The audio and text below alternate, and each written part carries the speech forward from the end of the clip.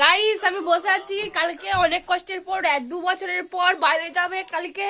Guys দেখুন আমার মনটা খুশি হয়ে গেছে যে ও কালকে বাইরে যাবে।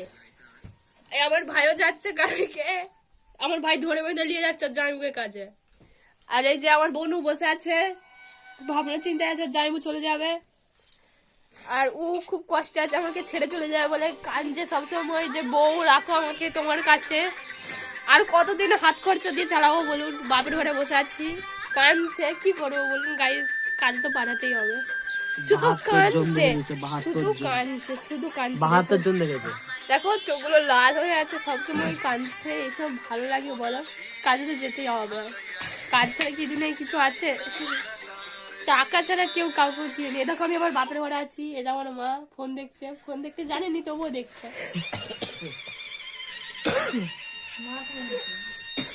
ও কাঁদো নিচে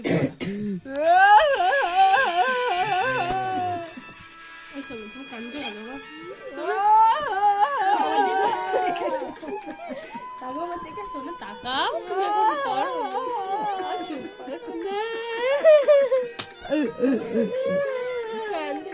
গাইস এত কাঁদছে, কিছু বলার নেই, কি বলবো,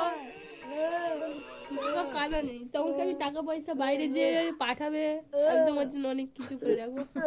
ও শুধু বাইক চালাবে আর ঘরে থাকবে আর খাবে দাবে বসে থাকবে, এইসব করলে হয়? আর শুধু হাঁকতে যাবে গাইস, সারাদিনে কত